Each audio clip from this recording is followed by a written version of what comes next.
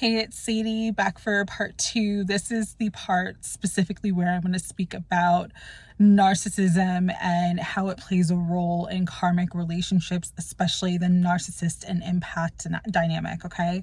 I had to go get some laundry detergent and I ran to the store. It's still raining out, so I'm like, okay, let me just do this video because it's on my mind, it's in my energy.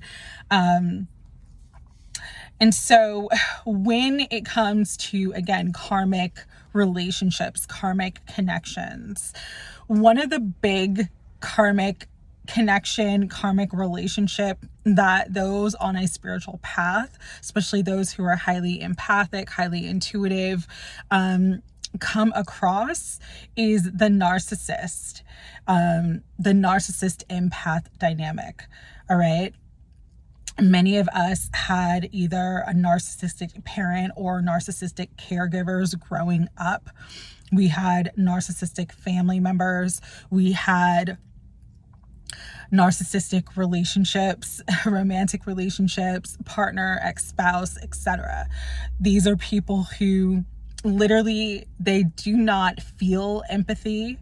They operate strictly from their root and their sacral chakra. It's all about them. It's all about their needs. It's all about their desires. And they will do everything that they can to feed their ego and feed what makes them feel good. And it doesn't matter what they do, who they hurt, who they manipulate in the process. There are different levels of narcissism. There is the overt narcissist. There is, the dark triad narcissist, which is the most dangerous. They are psychopaths. They are sociopaths. They are like your serial killers who are very charismatic. Think Ted Bundy. Someone who is charismatic. He could pull all those women. They just felt like compelled to kind of be around him because he had this air of mystery, even though it was kind of like scary, but also he was this very attractive, charming guy, and he was able to get away with all the things that he did because he could draw them in. Okay. There's also, this has been my situation, what I've been dealing with is the covert narcissist.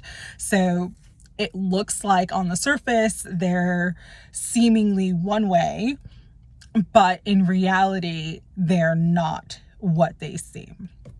Why this is important is because, as I've been saying, I've been seeing it a lot, not just in relationships, but I'm seeing it, unfortunately, in spiritual communities, especially spiritual TikTok, spiritual YouTube, where there are creators who are really, it's like their true self, their true colors are showing. I'll give you an example. This is someone who, I'm not going to name the names. It's not about the name. I just want you to pay attention to the energy. Okay. It's not about calling them out. It's not about attacking. It's not about targeting anybody. I just want to share this experience so that you kind of have an idea of what to look out for. So this is someone who I have followed for years. They have a pretty large platform on different social media apps and websites. Okay. And this person is a channeler, is a reader, is a tarot card reader, does all of the above. Someone I had a lot of respect for, someone who I really admired their work. So this was a couple months ago on Instagram. I'm not very active on my Instagram. I've had a lot of issues with Instagram in the sense of I've had multiple Instagram accounts that have been hacked. And then most recently I had my Apple ID hacked and I could not get into my Instagram because it wasn't recognizing the device I was on. And it took 2 months for Apple to let me reset the password. I was finally able to get in. I finally reset the password for everything. So I do have that Instagram account now, but I'm not really active on it. And so this is a couple months ago when I still had my account before my Apple ID got hacked. This person did a video about truth and about truthers. And they were talking about a specific person who is very polarizing in the media. And they were talking about how that person was treated unfairly. And basically saying in their post and in their video that, you know, whoever can't see that this person isn't acting from a place of truth, isn't acting to be a light warrior, isn't like helping the collective, they are not of the light, because this person gets attacked frequently. Although, yes, they've someone who had a platform who does truth. And the person that I'm talking about is Alex Jones. Alex Jones was the person that this creator was talking about in the post. And I just thought their post was very kind of one-sided. And if, for those of you who don't know, Alex Jones had InfoWars, and he was with InfoWars. He did a lot on Sandy Hook, other things where he was talking about the truth of things. And, you know, he was banned from many social media platforms and then ultimately sued and had to pay like an insane amount of money. I think it was like $1 billion to the families of Sandy Hook for some of the things that he said. Again, I'm not getting into that, but I just felt like the creator's post was very polarizing. And I usually don't comment, but I made a comment that was kind of not attacking this person in any way, but was trying to get them to see the viewpoint of, like, playing the devil's advocate in a sense, trying to get them to see like a viewpoint that wasn't so rigid. And they kind of attacked me in the comments, which is fine. It's their platform. They can do what they want. I was a little disappointed by their response, but at the same time, you know, I still watch their content and stuff over a while.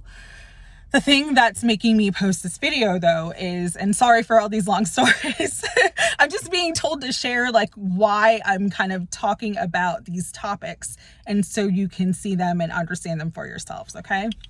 So the reason what made me post this video is when I got back on my Instagram and just kind of going through it, scrolling through it, you know, checking up what's happening on the Insta for like the last 2 months that I have not been on. This creator repeatedly will post about people attacking them, people attacking their work. They'll post comments of people who they feel as though those people are attacking them. And they're clearly getting very triggered by the comments. Some are terrible comments. I absolutely agree. No one deserves to have like vitriol and abuse spewed at them, hatred spewed at them. But some of the comments, like I would say my comment, is not abuse, is not vitriol, is not like attacking. It's just simply having a different opinion. And this creator is now making it a point to kind of call everybody out who has a different opinion than them, and say some really like disappointing things about those people, like personally attacking people for having a different opinion. To me, that's a classic sign of spiritual narcissism. We are all on our own path. We are all on our own journey. We are all on different levels of the path. Just because I have a platform, just because anybody has a platform, doesn't matter how many numbers you have, you are no better than anybody else in this world, in this planet. You are not more spiritually anointed. I am not more spiritually anointed. I am a human being having this human experience, going through a spiritual awakening, having spiritual experiences as well. But I am still human.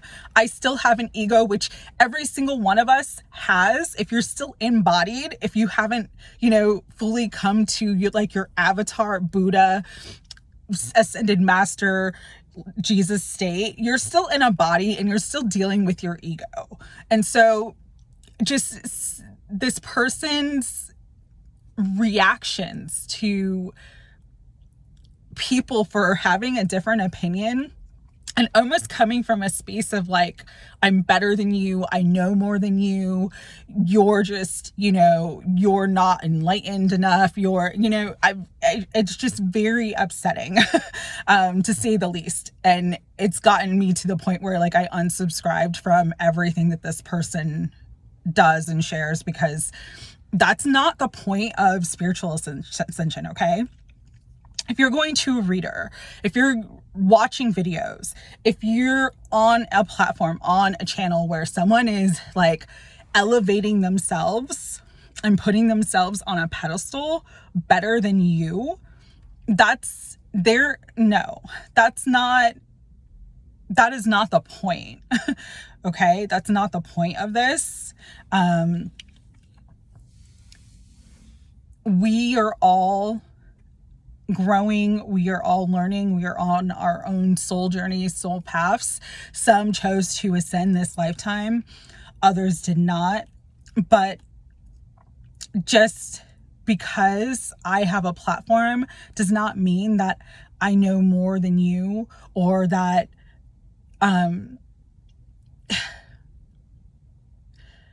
that in some way I'm more spiritually entitled than you, and therefore if you don't agree with me, you're wrong. That's not, it's upsetting me because I really respected this person and I've kind of lost all respect for them. But it's something that I'm seeing more and more. And so where people are like literally using spirituality to bully others, that's what traditional religion has done for centuries, where it's been, you're seeing it happen right now in real time in a war in the Middle East. Like, we are not meant to be like this forever. We're meant to evolve beyond duality, beyond us versus them. Yes, there is light and dark. There is good and evil. There is, those who are awake and those who are not. As a light worker, you're still meant to hold the light. You're still meant to show compassion. You're still meant to show love. If you don't like someone's comment, delete it. If you don't like what someone's saying to you, block it. Don't respond. But to kind of sit on a high horse and on a pedestal, kind of belittling someone that has a right to express their opinion because you're on a public platform. You're opening yourself. I open myself up every day to everybody's opinions and whatever they're going to say about me, because I choose to make videos from a public platform. So that really bothers me, because it's a form of narcissism. That narcissism, it's this entitlement. Like, I'm better than you. I know more than you. I can do better than you. It's a sense of sometimes gaslighting, gaslighting someone for their opinions, telling them they're wrong, telling them they're crazy, telling them, oh, you don't know, you're not enlightened enough.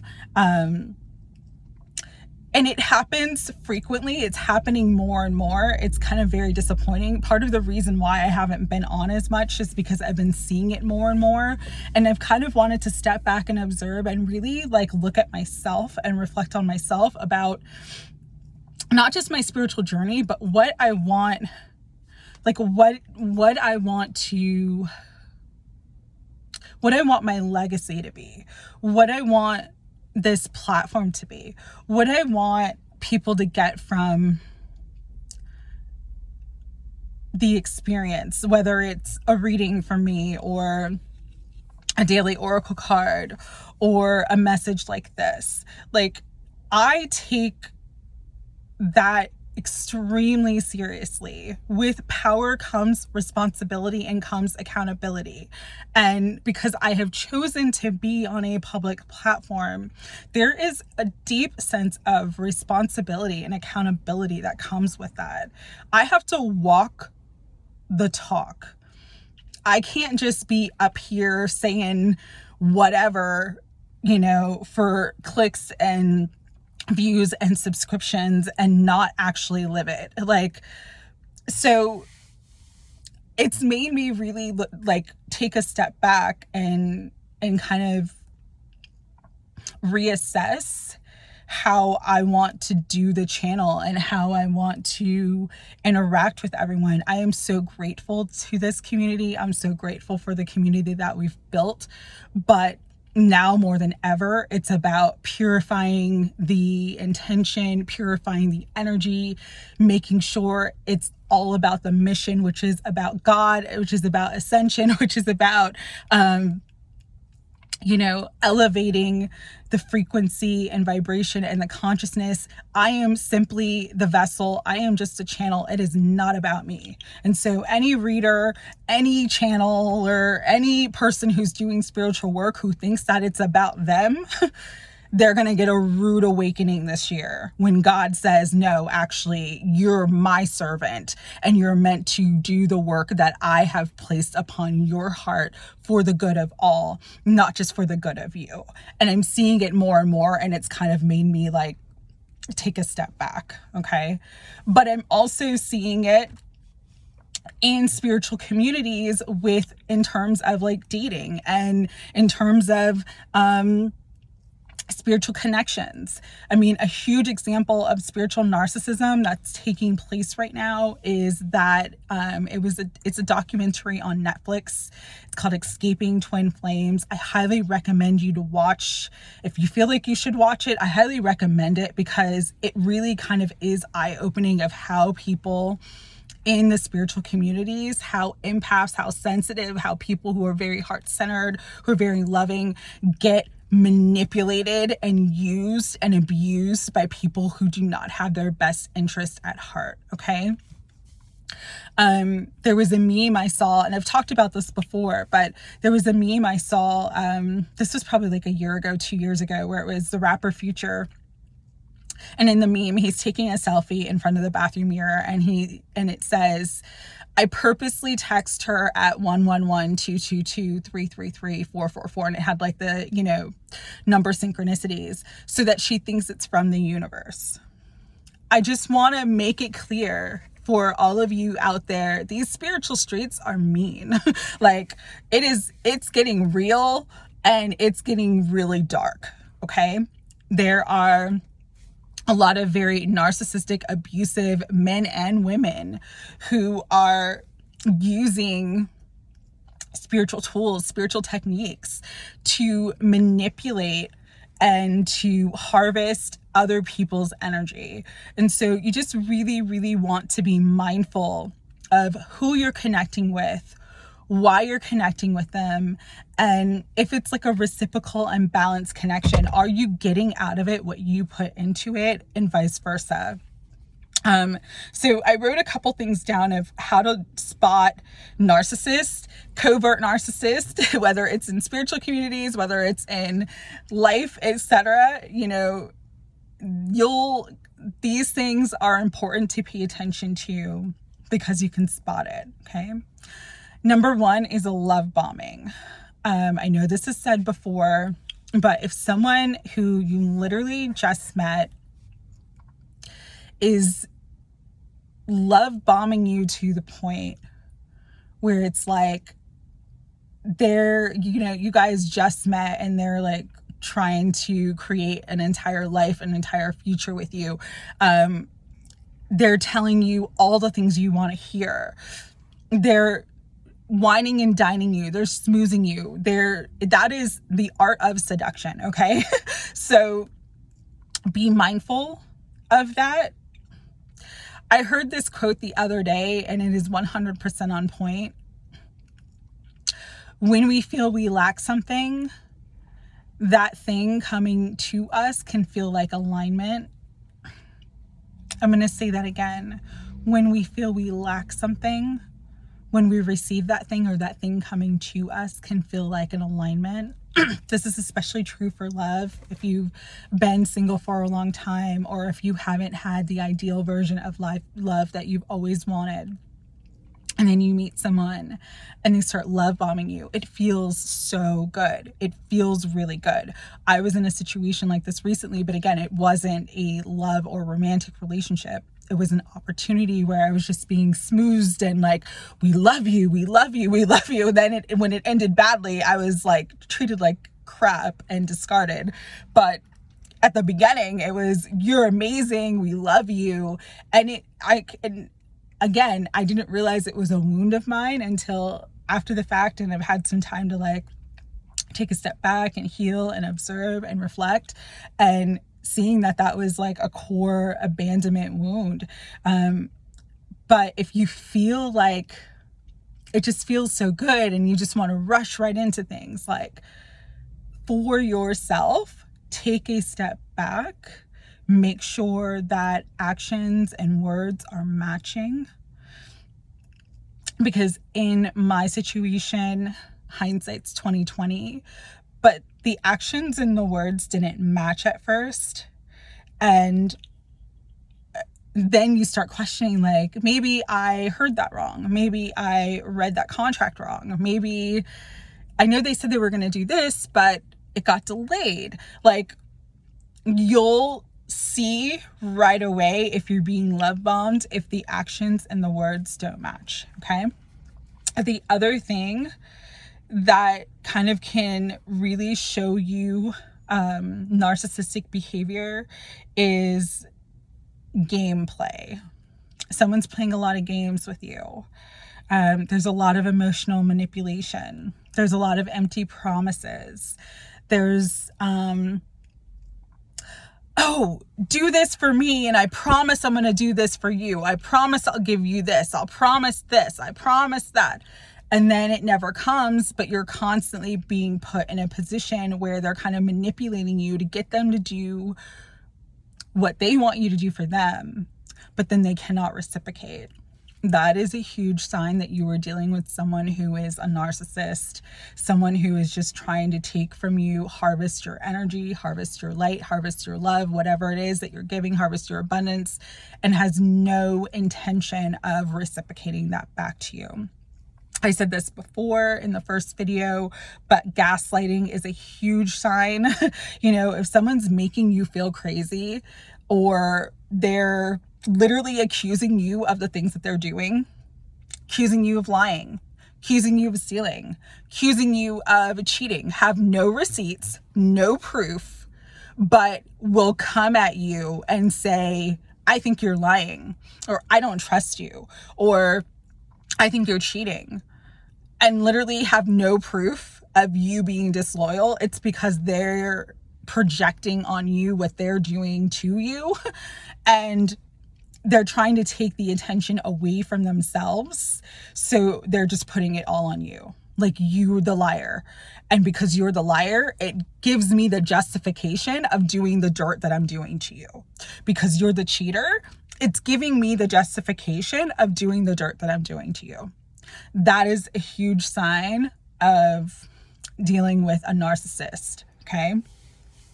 The other thing too is how this ties into karma and karmic relationships and karmic connections is oftentimes when there is a wound, when there is a trauma, the empath will trauma bond with the narcissist.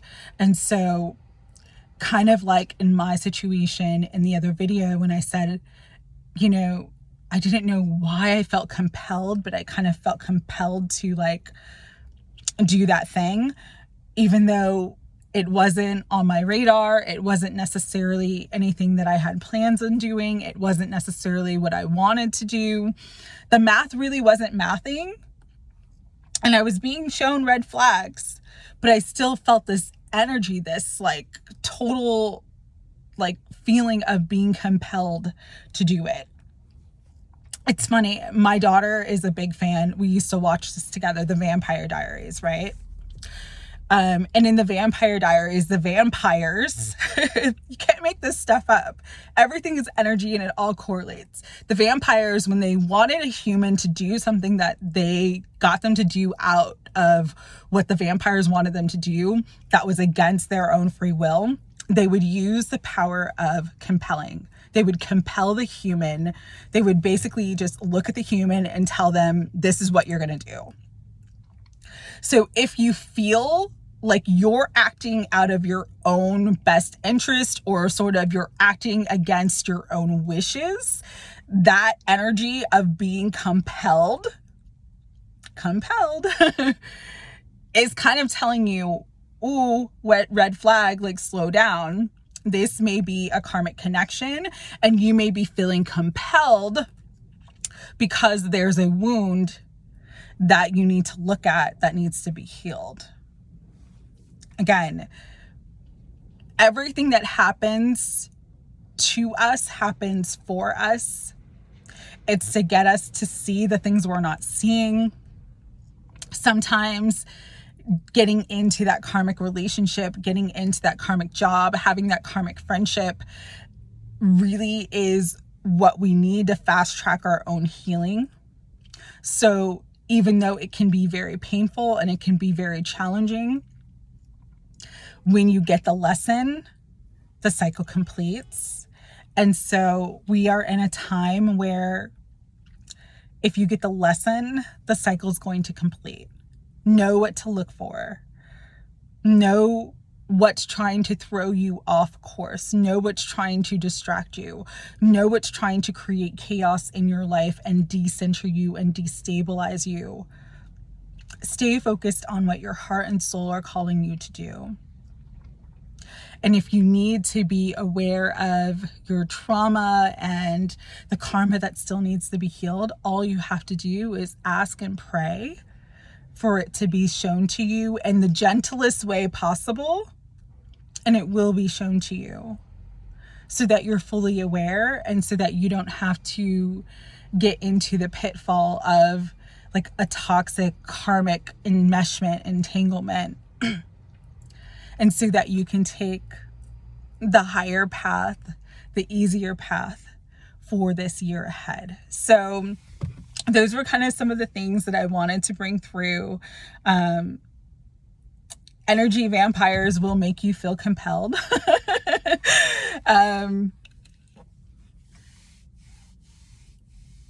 Listen to your heart and soul. If it's not absolutely what your heart and soul wants, if it's not 100% a yes, then let it be no. Set healthy boundaries. And even if everything seems good on the surface, but you just have a weird feeling that it's not right, that's your intuition telling you it's not right for you. And some of the biggest karma that we create and that we have to clear as empaths and as light workers and as spiritual people are those with narcissists. Whether you have had a narcissistic parent or you've had a narcissistic partner, you know how traumatizing that connection can be and how long it takes to unpack everything that's happened. And so this video and the last video were just kind of like, here's some signals, here's things to look out for. There's a lot more, but at the moment I'm just not thinking of them. But again, it happens in spiritual communities too, or with quote unquote spiritual people. You know, there's tarot readers who literally invoke demons. It's the truth. There's people who are spiritual who are praying to Satan.